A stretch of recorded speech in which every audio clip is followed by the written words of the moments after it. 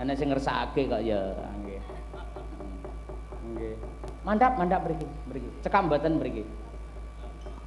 Jumeneng niki, Pak. Dalam Jumeneng. Jumeneng. Ayo. Jumeneng. Ayo.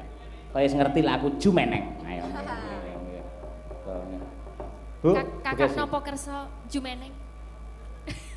Aku Jumeneng. Ayo. Ayo. Ketularan Elisa. Ayo sayang, tak ladeni ayo.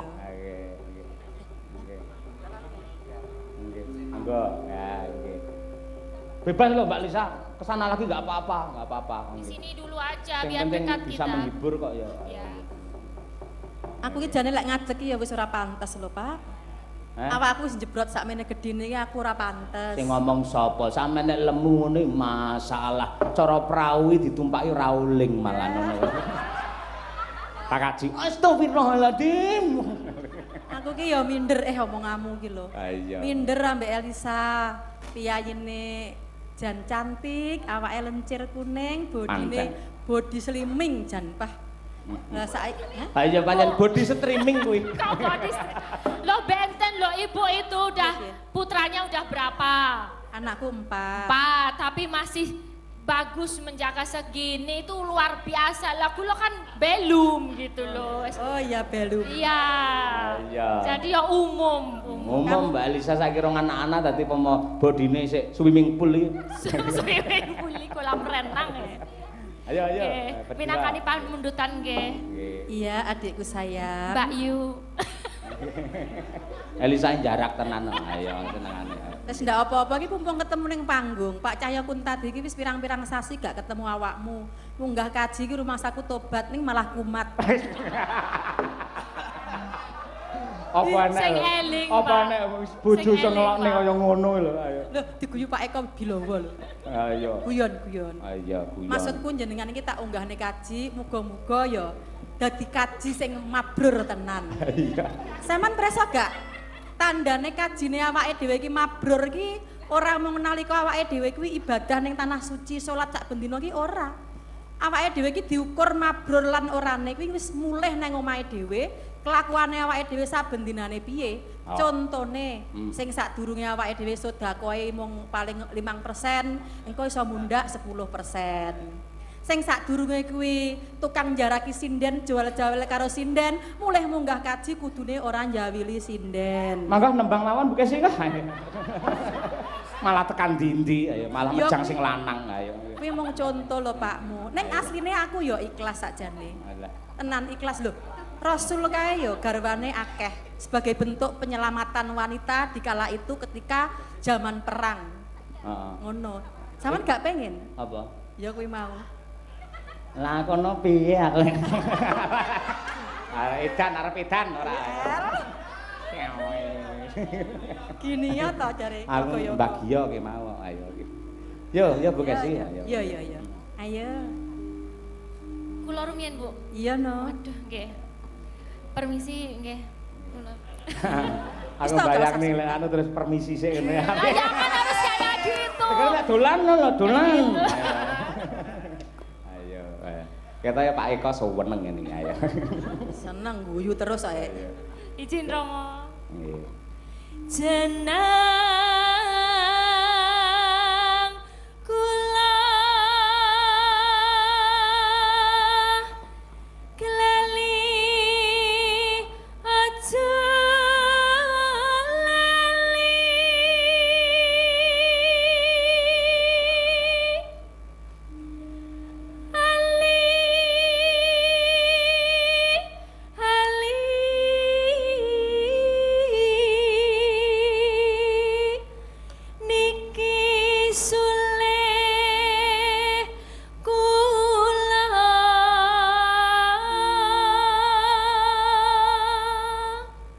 Sayu, yuk. Aku gimana gitu langsung makser gitu.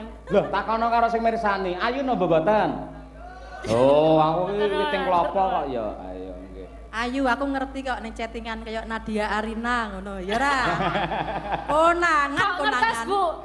Wis pokoke aku ki panggah ngerti mbok ning ndi parane ki mbok SMS model piye aku asline panggah roh kabeh.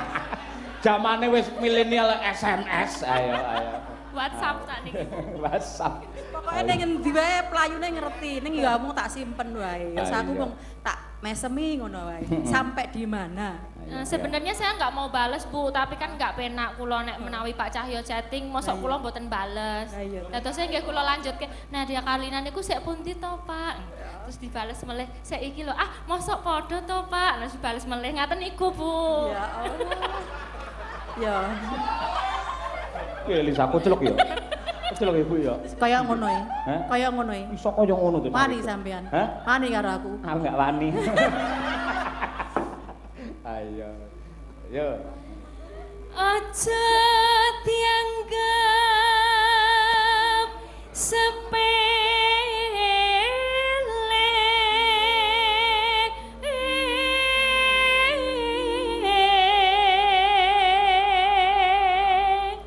Monggo Bu Sukesi Bermorawati.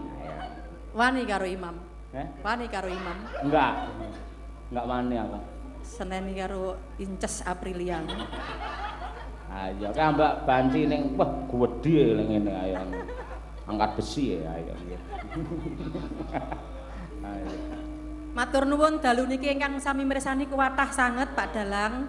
Jan Rama Eko Bilowo niku jan pinter sanget lek ngremenaken atine warga masyarakat wonten ing Bekasi. Paguyuban Surukupeng Padepokan. Nggih. Nggih. Nggih Mbak Elisa. Paring sedekah dumateng para warga masyarakat niku ganjarane suwarga lho Rama. Ning saene mungkin anggap Pak Cahyo niku mboten namung pisan. Ping 4. Ping 4 lho, ping 3, Ding. Lah mau wis ngendika karo aku. Pripun? Engko bakale ping 3 ning DP-ne kan wingi lak rekeninge sampean. Arep langsung rekeningku ngono dadi. Bahaya lek sampean. Terus tak pindah ning rekeningmu sayang. Ngene mekrok pisan ora ayo. Ngrayu. Ayo. Matur nuwun Rama. Ayo nggih. Matur nuwun Rama. Awas tenan lho. Sampai ndelekke duit sak peser pun awas ditenono. Biasanya dalang niku ngeten Rama nyuwun sewu. El ngene lho El. Iku Pak Cahyo iku kadang-kadang lek bar tanggapan ngono iki duwite iki ora langsung bruk 100% diwenehke aku. Mungkin 90% diwenehke aku. Yang 10? 10% iki dislempetke ning nggone blangkon niku lho El. Nggih niku mengke biasane ngumpulke yoga-yoga. Ora enak lho, blangkon-blangkon. Jajake soto. Ora ning kene ning sabuk ra roh kowe. Walah. Dibadarke. Mosok karo yoga aku bayarono cah isin ora. Diguyu karo lukis, mongko lukis mangane sithik. Ayo. Ya Bu Kesi.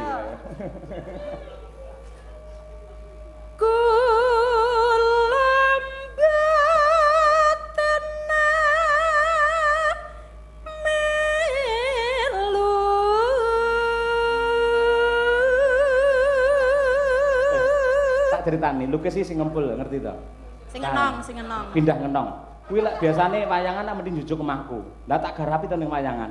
Manganmu akeh guys. Saiki malah izin, angger takon mangan ora gelem. Nek aku pas lunga apa turu, dhek kok pendopo nganti teko pawon ni merangkak ngene. Piarap deh ayo. Ayo wis sumpah ora mangan ning rest area dek ayo. Ngerti aku niku kan pengalaman nyata. Yoga kula Mas Lukis niku kula jak tanggapan teng Kalimantan. Jane nggih pun kula sukani uang makan 200.000. Gandeng makame teng napa teng bandara niku mahal. Mosok soto Betawi sak mangkok 150.000. Dadi sangune min 50. Ayo wedi. Tari 50 maksudnya. Ayo ora apa-apa. Kapan lek musuh dakoke selek ra ngono kuwi ayo. Oh iya. Ya Bu Kesi. Amung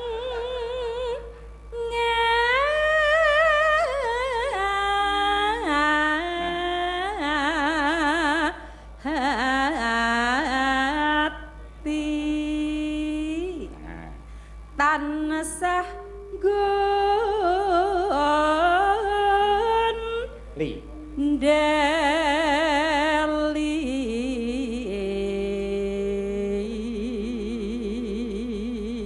ngaten iki kok panjenengan insecure to Bu? Saya itu sebagai muda yang masih polos perlu mempelajari cengkok look yang gini itu loh. Loh, aku ki sing marah ya Pak Cahyo. Oh. Saben bengi aku delok-delok ora gendah lho El. Pengen diajari cengkok ngeluk-ngeluk ngono. Nggih pengen. Aja. Malah bahaya tawak gelubuk ngono ayo. Aja. Wis kabeh duwe karakter dhewe-dhewe. Lek tukang ngeluk ya Bukesi. Lek Mbak Elisa lurus-lurus saja. Duwe karakter dhewe-dhewe. Aja dipeksa. Ayo. Panggah dibelani wae. Ora. Aku ora krasa ya ngene iki. Neng aku gumun lho. Mas Dalang, dalu niki panjenengan anggenipun dalang niku geni. Geni semangat gregedan tenanan. Lah ra geni piye wong kompore loro. Ayo Mimin Apri, ayo. Panggah iso jawab lho, tak umpan panggah iso lho. Iso, nek pas ra ngancing wangel Bu ngene ayo. Yakin ayo. Ayo adikku sayang, dilanjut. Iya kakakku. Piye nong kowe ra melek, Nduk? Kangen ora karo KWN? Wes aja ayo. Sake ayo. Maaf. Yen dadi lara gelo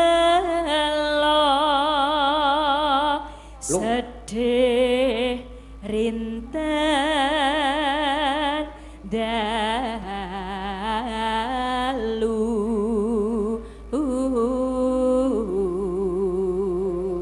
Iki karyane sapa, Truk? Mbah Gesang. Apik men ya, iso uleng-ulengan huruf L.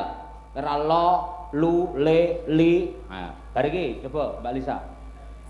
Lo. Tok ketoken kewala. Terus Hop, baleni aku ora trimo aku. Ketok-ketokan Pak Cahyo ben seneng. Ben yo Cahyo. Oh. Pak Cahlo. Ketoken Cahyo. Mas Cahyo. Piye? Bojo dalang iki jan kudu jembar dadane. Ambar dilemono ngerokok kemali kon dhuwur.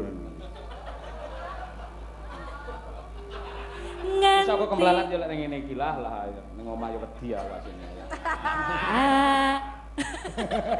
Au. Anti Mas Cahyo. Iya Lisa. Kapan bali? Kikuk. Bareng ya? Penak lek bareng ya El ya? Iya, coba enggak, Bu? Ya balik no? Dihitung. Ben kompak. Kita kan mau duet bareng, dihitung bareng. Dihitung? Oke, gorengan 3, sundukane 5. Iku nek tenangkri kan. Ro, lu. Yen bali bejo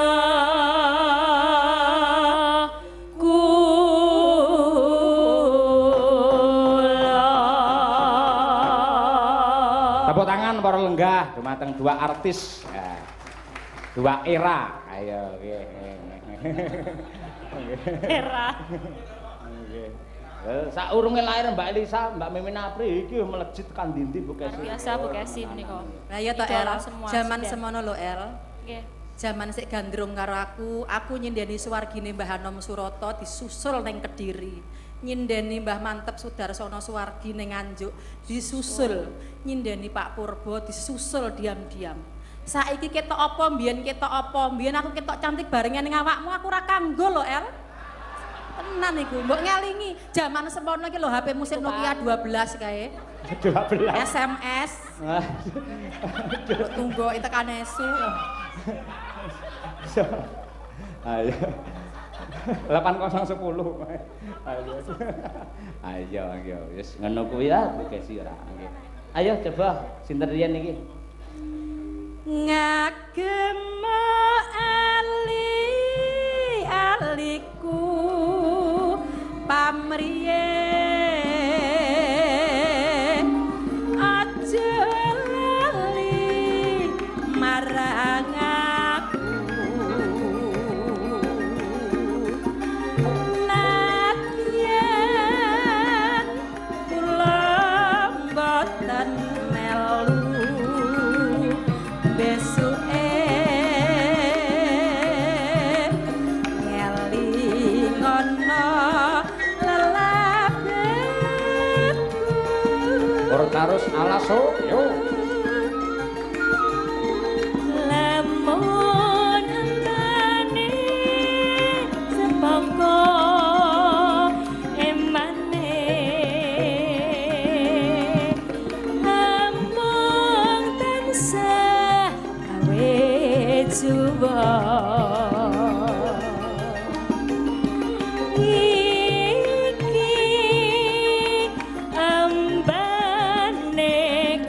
wicana amrihe tansah manggiya raharja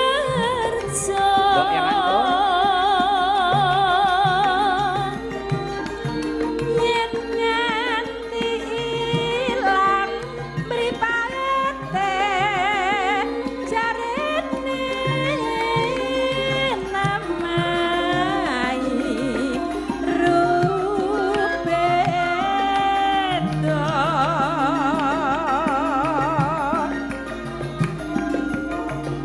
yen nganti tinggo wong seje besuke pos mangsa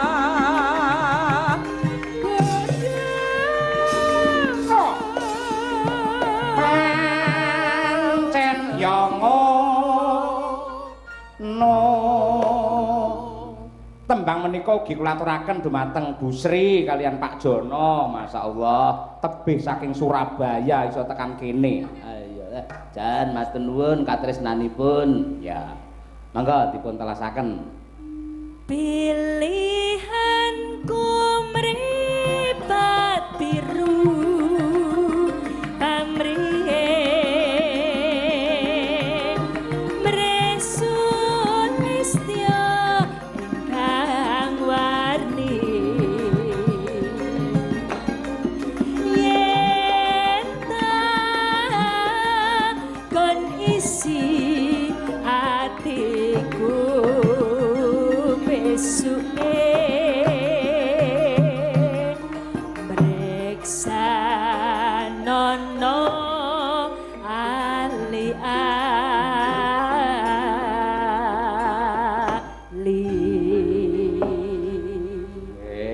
matur nuwun Salim ya.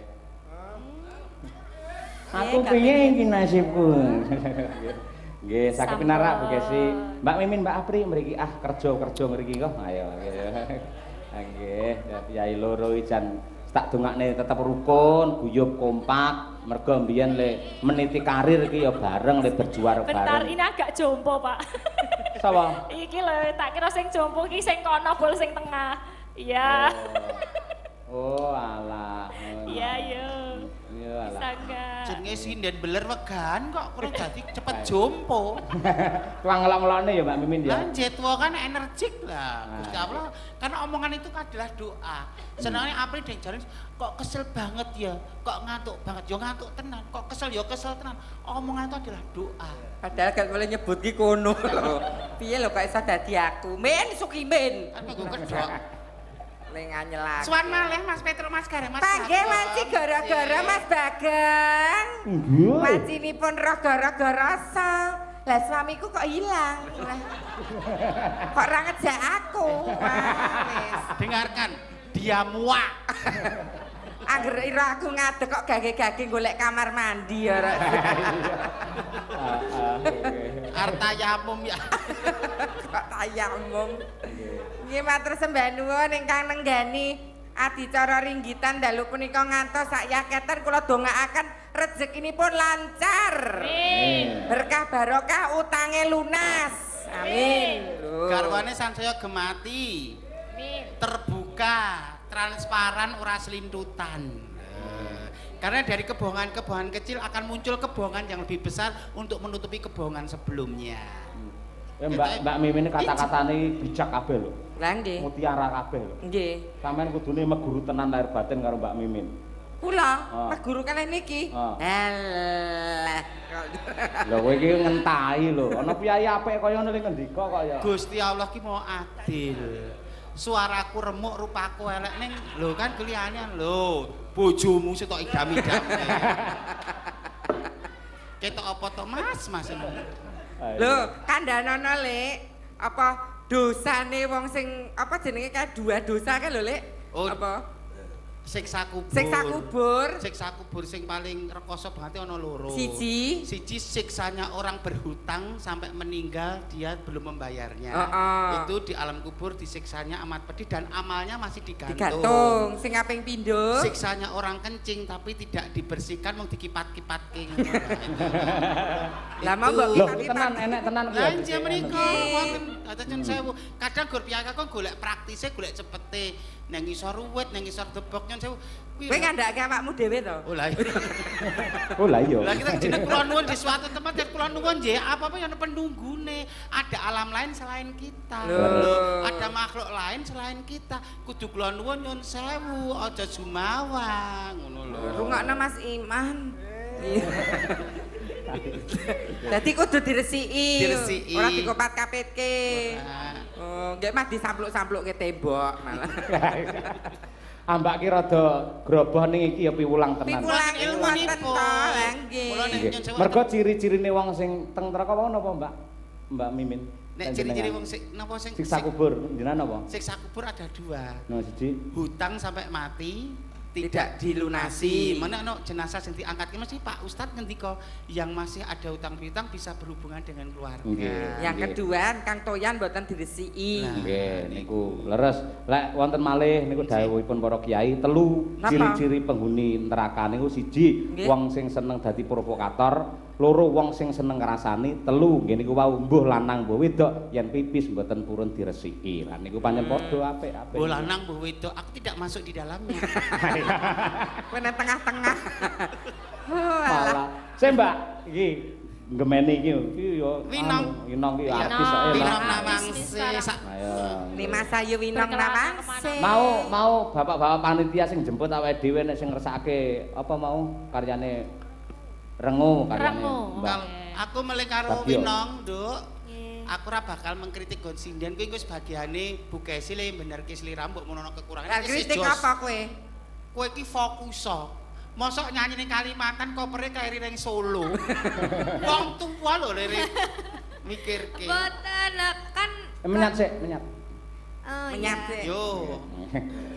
Bapak-bapak menawi badhe pirsa nom-noman kula nek kados Winong ngeten iki nom-noman kula. Ayune ya ngene iki nom-nomanku lho. Ya mutuh kene iki.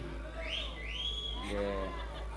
Gandeng piyai kene anu suruh kubeng Bapak Eko Bilowo pun yo seneng karo tembang-tembang tayub.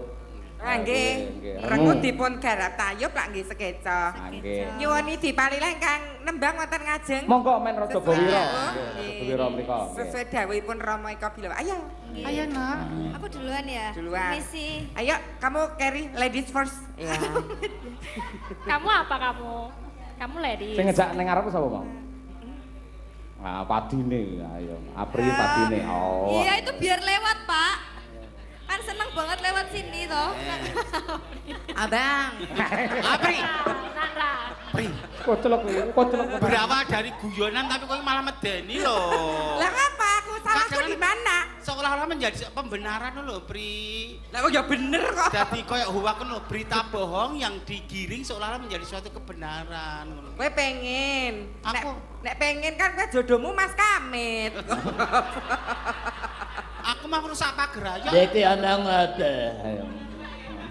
Mah. Orang pengen rusak gone kanca, mending tuku aku. Malah durare. Tuku daharan kuliner iki nggo nyelimur hal yang tidak penting. Ah, matur nuwun wis dipel dhewe ayo. Yo, Mbak Minong yo, Rengu coba kaya apa? Mumpung jenengan Piyai Tulungagung ngaturke karyane. Tayub nggih. Piyai Tulungagung nggih. Ya nang. Langsung lho. Sajak ingatan Rengu enten apa niku dene sampun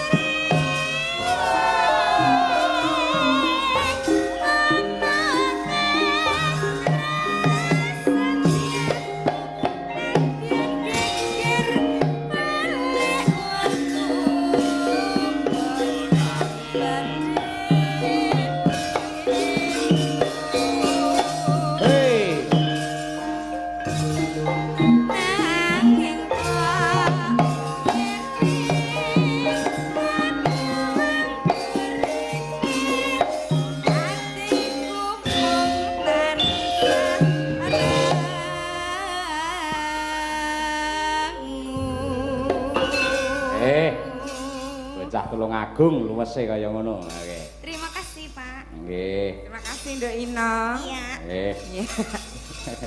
Terima kasih, Pak. Beda ya. Beda. Laku Winong mbak kok beda ya. Lah nek Winong ra nek sing ewoe-ewoe kuwi nek sing ewoe-ewoe. Ya beda. Maksudnya semua itu cantik dengan versinya masing-masing. Winong kan terbebas dari polisi tidur. Apri, ket mau lo dari awal aku menghancurkan karirku. Lah kowe karo mbok padake Winong kira ya wis beda. Mudaku dulu seperti itu. Mudamu. Tahu nom. Campur diobrak-abrik kanca-kanca aku ya.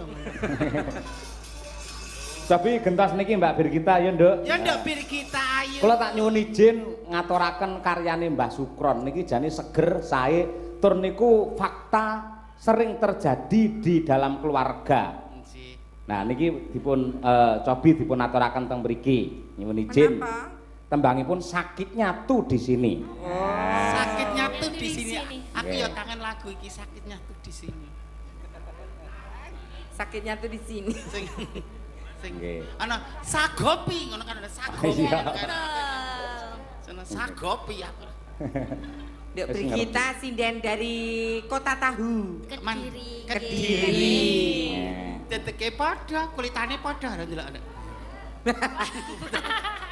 Antarane sinden karo wong arit ya beda ya. Kaya Winong ra itu, kaya Elisa ra itu kok Brigita. Ya ngono kuwi lah ya ditepake awake. Aku ki padha apa ora ngono. Padane sambel kuwi iki tomat, iki lombok, iki terasi. Aku cenene laler ya. Iya. Iya. Elok ngakoni. Malah ora. Mangga dibawani Nduk Birgita. Nano. Ayo. Sakit. Sik, kan kurang dawa. Oh, njaluk parah anu Mbah Imen. Oh. Ana oh sakit, oh sakitnya. Kowe ki Oh itu ada oh bahagia. Oh ana sing kagum. Oh lah. Sakit ya, oke. Sing oh lah beda dadi. Ya ya padha-padha. Oh itu pendekatan terhadap lagu beda-beda. Nek lagune iki piye? Owe. Oh. Kowe iki sedih. Sedih Oh niki. sedih. Mergo ngerti. Sakit. Nah, ngono. Kayak aku nek pas tercabik-cabik kok berasa ditelanjangi kan lho, Bri. Apa jenenge loratine ngono iki lho. Ya saking sakite ya. Monggur, kowe iki owe mah kok wong lelaku e malah. Alhamdulillah mendalik. Apri. Alhamdulillah mendalik. Ayo, Nduk. Ayo. Ya, Bir. Oh, sakitnya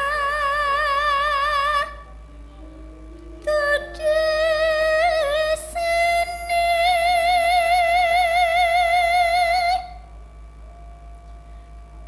Kakanda Sri Basudewa.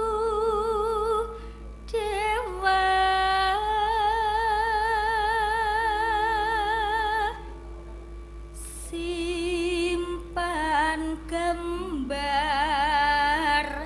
tak senono.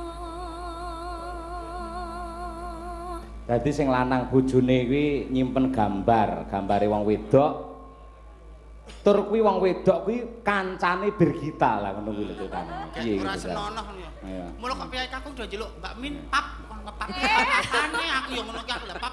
Pap ki apa aku ya ngono. Gek Didik bar pakpung kae to. Aku Ya ngerti, do pap pap. bareng. Kon ngepap pap apa kan ya jeneng. Aku kan makanya pikiran kan anu ratakan semono to. Ya, Ndak nang cara aku. Basan dipapke kok Mas dipapke pohong gitu ya. Ya. Ini gambar taman Mira. Yang ini apa maksudnya? Tak lama semua tahu.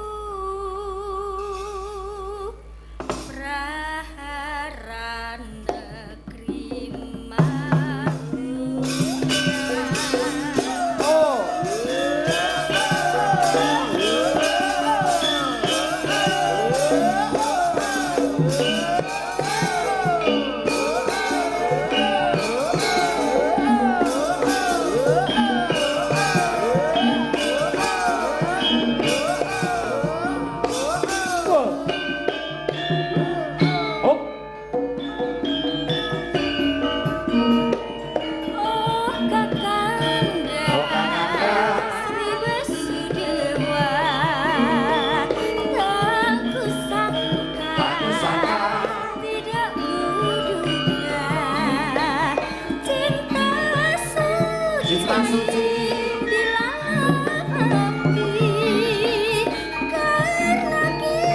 karena kini muncul sekopi dia teman amirah sungguh berani berulah sekopi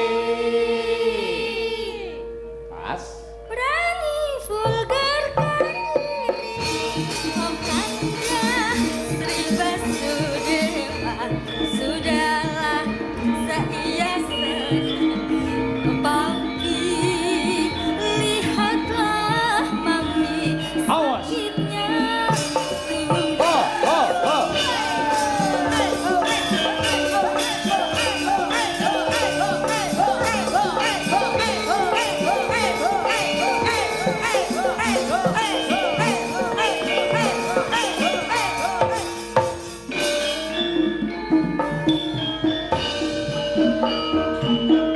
oh kakanda Sri Basudewa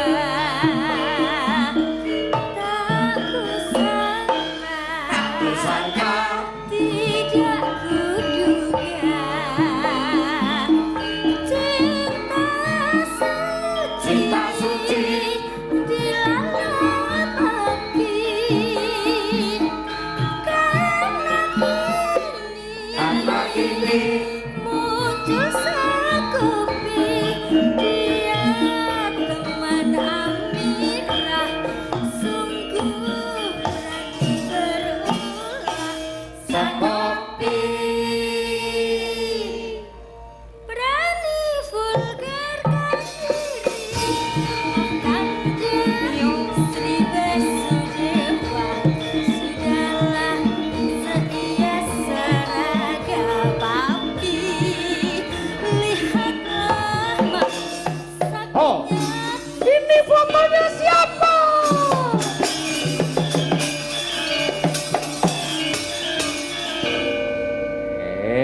Sakitnya tuh di sini. Lah tenan ta? Apri sing gambar sing apa? Vulgar, tidak senonoh malah Apri. Pas vulgar mah Apri ki lan joget ning kene, bokonge tekan lubang buaya ngono. Dijumbuhke karo lagune kok. Aku ya iso kaya kowe ning ra tekan rasaku, Pri. Adat ketimurane ra tekan rasaku. Adune wedi nek anduke geser. Dukane Romo Eko, Mbak Mimin enggak pantas dengan secara etika dengan sopan satunya lebih ke depan ngono kuwi Romo. Iya pantasin noto gamelan kok kowe ora tetesin. Hanya. Setiap omong kula dintahi terus kali April lho. Kayak ya kepunjulan kok senengane. Mbok biasa bae ngono lho. Lah, terlalu excited kok aku kok. Kelek kok kowe. Yo lanjut berdua. Ayo sisan Mbak Munasiro karo Mbak Mira. Mbak Dian Munasiro kalian Mbak Mira Kirana. Mira Kirana, Dian Munasiro. Nganggo iki gawe enak Nduk. Lah. Yang satu ada sini. Cantik semua. Cantik semua jenenge apik-apik lho. Nima Sayu Winong Nawangse, Brigita Ayu, Dian Munasiro, Mira Kirana, Elisa Orkarus Alaso, sindelok jenenge Sukimen. Paringane Rama kok. Paringane Rama kan nyamur laku dadi Sukimen iki kan dadi wong sudra ngaku jeneng Sukimen ngono. Asline kan Dek Kiki. Iki Fatmala ya. Rama kowe turun ke bawah. Turun ke bawah men arus bawah jeli tangise wong cilik kaya ngopo. Jangan asal bapak senang ngerti sak tenane sing dibutuhke wong cilik apa nganggo jeneng Sukimen ki monggo Samudana. Iya. Asline rak kowe wong Korea to, Le? Heeh. Wong jenengmu kan Kim Min Soo. Ya ngerti walik Sukimen kok. Merek Cina Minsu. Kim Min Soo tunggale Jumali. Apa? Jenenge Cina Limaju. Limaju. Kim Min Soo. Apri? Aku lho tak wirang-wirangke ning daleme Kok Rama diwira-wirake Eko. jeneng apike kok ngono kok. Apa Saya tuh, isu Rama? wong loro saya isu saya edan. Ketok asline ya ngono kuwi asline. Padu. Medine karo Satpol PP. Rama kula iki lho ketemu Dik Apri goreng panggung tok. Nek liyane panggung ra sudi nyawange mburuhke tenan kok. Jijik tekone iki lho ora seneng aku. Ora apik rupane tok. Walah. Pagelaran eloke kok ngene gek Rama Bilawa lembah malah diblokir. Kok isa episode. Kok arep japri beliau. Kok aja. Apri sudah. Keep silent sudah. Kak Apri. Kak Mimin, kualik to malian. Padahal Pak Eko Bilawa niku nek ngaturi piyai seniman apa malih sinden niku halus banget loh. Mbak, saged dinten menika derek kula. Lho basane tertata halus. Lah niki jenengan dereng menghadapi Pak Brimob. Tasih wonten mboten tiyang niki? Lho, jenengan dereng nate mumpung wonge renek ya to dirasani ra apa-apa. Kasar. Kula riyen jaman tasih nang Jakarta niku leh ngaturi jan lembut sekali. Cok, sesuk tanggal 5 melu aku ya. Ngoten niku lho. Lah nek aku dingonoke ya sakit hati. Cok, ora ya aku duwe. Dupe kula niki wong etanan. Ning nate lah kuwi racok iki. Lah mimin racok cik kae. Janake.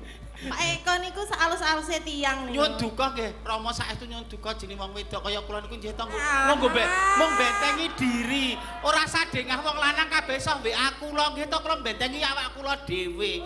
Nek kabeh telepon masuk ditampa langsung ditanggapi wong kaya ing pambudi kados kula menika. Wis lereno. Wong ayu ki ya tantangan ya cobaan. Kentir kok ora mari-mari. Apri kasar tenan karo.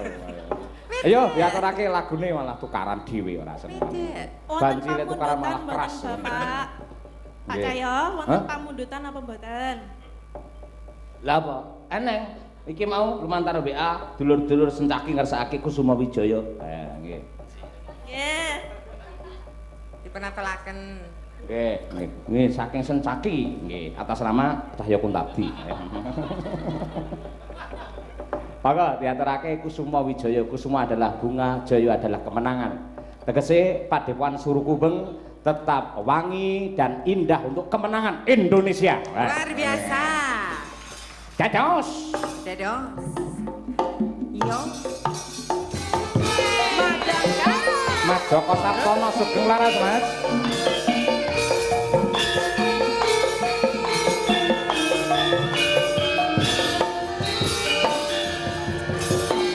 Mas Hengki ki bos.